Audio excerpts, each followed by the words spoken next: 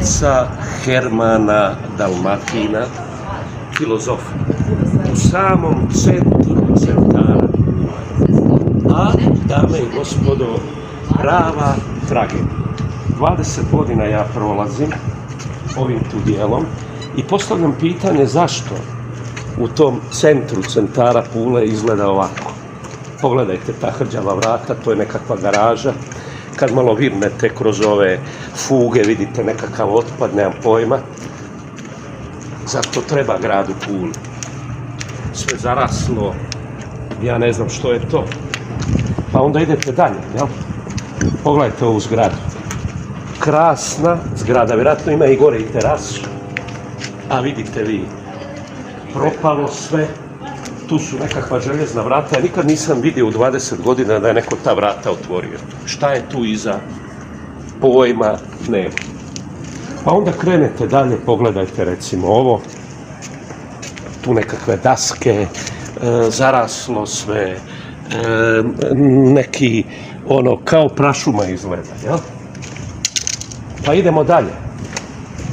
Baš tužna situacija, jel tako gospođo? Ne znam ništa, nisam odavde. Pa dobro je. Tu je obnovljena zgrada.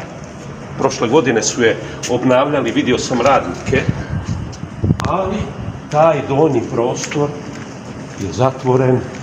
Tu je katanac. Što to je? Zašto je to neupogonjeno? Ja to ne mogu razumjeti. Pa onda idemo dalje. Još nekakva ribarnica je to bila, koliko vidim gore. Nekad, dobro, nije u moje vrijeme, dakle 20 godina. Katanac.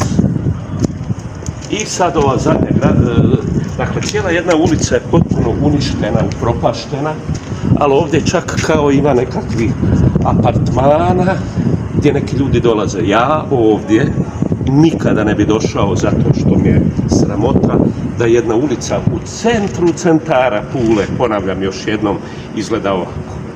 Bruka i sramota za grad Pulu i zadatak za sve one koji će doći na vlast, jer oni koji su bili prije nisu vrijedili, jer da su vrijedili ništa ne bi izgledalo ovako kako izgleda.